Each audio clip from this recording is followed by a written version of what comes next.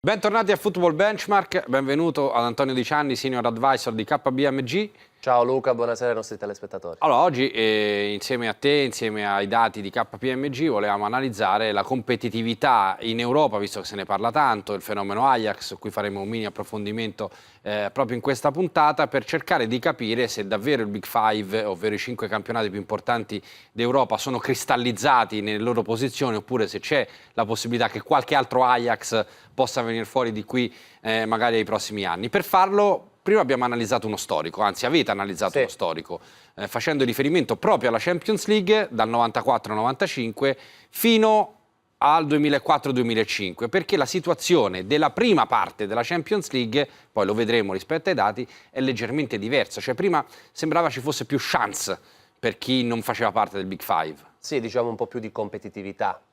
Come vediamo nella prima grafica, che prende in analisi i primissimi anni di questo periodo, degli ultimi 25 anni, effettivamente proprio l'Ajax nel 94-95 risulta essere finalista. Noi qua abbiamo preso in considerazione i club non Big Five che sono arrivati almeno ai quarti di finale. E vediamo l'Ajax vincere il titolo nel 95 in finale contro il Milan. Anno successivo di nuovo lo stesso Ajax arriva in finale, perde contro la Juventus, e anche nel 97 è l'Ajax ad arrivare in semifinale, quindi un triennio sicuramente d'oro per i lancieri. Nel resto c'è una buona varietà, no? Porto, esatto. Rosenborg, Dinamo Kiev, Squadre Olimpia, polacche, squadre norvegesi, ucraine, esattamente. E c'è anche, poi la Champions cambia leggermente formula, sì, del 99-2000, diminuiscono un po' le squadre che hanno accesso ai quarti di finale, soprattutto alla semifinale, ma c'è ancora di nuovo il Porto che riesce a vincere, non da Big Five come sorpresa, peraltro in una finale da underdog potremmo dire, come il Monaco, riesce a vincere comunque nel 2004 con Mourinho allenatore. In questi 11 anni analizzati, quindi fino al 2005, 20 volte, 20 squadre diverse, esatto, sono approdate ai quarti di finale in questi 11 anni. Esatto. È un dato in assoluta controtendenza, Antonio, con quello che è successo invece negli anni successivi, cioè dal 2005 ad oggi. Esatto, esattamente. Quindi dicevi tu del Porto del 2004, vincitore della Coppa UEFA anche l'anno precedente, e se vediamo adesso invece gli ultimi 14 anni, invece soltanto 13 volte, quindi 13 squadre dei cosiddetti campionati non Big Five effettivamente sono arrivati almeno ai quarti di finale. Con 3 anni? Con addirittura, esatto, 3 anni di vuoto assoluto, cioè 3 anni in cui nessun club fuori dai Big Five è riuscito a qualificarsi ai quarti di finale. Quest'anno, il 18-19, ovviamente in corso, prima volta dopo 7 anni che 2 non Big Five sono arrivate ai quarti, l'11-12 furono il Benfica e l'Apoel Nicosia, squadra cipriota. Quindi un dato che giustificheremo tra poco e che comunque va anche di pari passo con l'espansione della Coppa. Tu dicevi certo, 94-95 i primi cambiamenti, via via che la competizione sono state fatte delle espansioni alla competizione, quindi più club hanno iniziato a partecipare, questi club in più arrivavano sempre più dai campionati principali, più che dai campionati tra virgolette minori. E quindi chiaramente probabilmente più competitivi rispetto a quelli anche vincitori dei campionati più e di piccolini. Conseguenza diventava più difficile per queste altre squadre arrivare fino in fondo. I fattori del successo del Big Five, cioè dei 5 campionati più importanti in Europa, Germania, Inghilterra, Francia e Italia, oltre naturalmente alla Spagna. Esatto. Li possiamo analizzare sia da un punto di vista geopolitico, eliminando lo sport, sia da un punto di vista sportivo. Perché comunque nei numeri e nella ricchezza pro capite parliamo comunque delle 5 nazioni più ricche in Europa. Sì, sono Big Five per un motivo, quindi un motivo è dato semplicemente dalla popolazione, quindi sono paesi grandi, e un altro motivo ha più radici macroeconomiche, quindi qua abbiamo analizzato il PIL pro capite di questi paesi. Vediamo che ci sono comunque delle piccole eccezioni. Ad esempio, la Turchia è il paese più grande, in realtà è il secondo dopo la Russia. Tuttavia, perché non è considerato come top? In quanto ovviamente il PIL pro capite è, come possiamo vedere, molto più basso. Dall'altro lato c'è un'Olanda con un PIL pro capite abbastanza alto, molto alto, ma che però fa parte, appunto, è un paese più piccino, quindi ci sono queste cose da spiegare. La Russia non è in grafica, è un paese molto grande, ma anche lì un PIL pro capite relativamente ridotto. L'altro versante è naturalmente il versante sportivo. Qui avete preso in considerazione il coefficiente UEFA delle squadre che partecipano al Big Five, e qui naturalmente c'è un divario piuttosto netto tra le prime 5 della classe e il resto del mondo, potremmo dire, o il resto d'Europa in questo caso. Sì, assolutamente, perché qui si innesca una sorta di circolo virtuoso, perché più il paese è grande ed ha una certa ricchezza, più si tramuta in dei ricavi di un certo livello, e a livello UEFA soprattutto ricavi televisivi.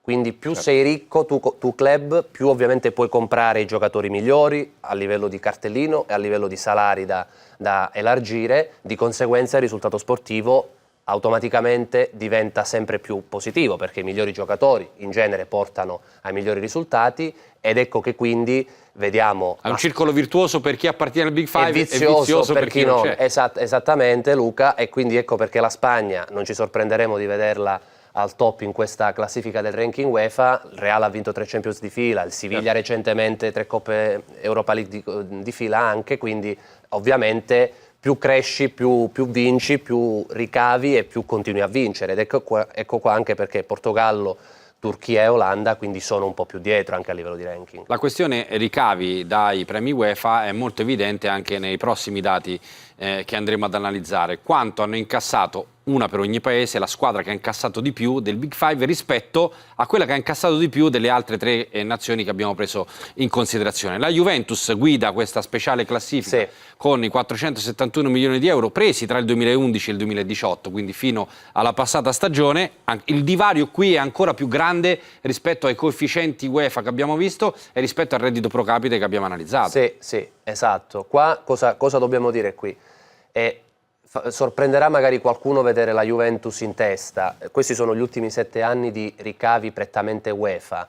Il motivo per cui la Juventus è davanti anche al Real Madrid, che ne ha vinte ben 3 di fila tra l'altro, mentre la Juventus non l'ha mai sollevata la Coppa in questi ultimi anni, è dovuto ad un meccanismo un po' complesso, ma del market pool. È il famoso market pool, che praticamente è una percentuale di distribuzione dei ricavi UEFA in base al mercato dei diritti televisivi, e si ritorna quindi lì alla ricchezza del paese, di ciascun paese, e anche a quante squadre di quel determinato paese vanno avanti. Arrivare in fondo. Ricorderemo tutti che diversi anni la Juventus si è trovata ad essere l'unica italiana ai quarti, alle semifinali, piuttosto che alla finale, avendone giocate 2, e quindi è riuscita a prendere ad esempio più del Real Madrid, perché il pacchetto Italia era più debole, diciamo, esatto, mentre il Real doveva condividerlo con il Barcellona, che arriva sempre in fondo, e anche l'Atletico negli ultimi anni. Vediamo come Benfica, Porto e Ajax, che abbiamo messo per ovvi motivi, sono nettamente indietro, non riescono a competere. Nonostante questi numeri qua, poi la bellezza del calcio ci porta a commentare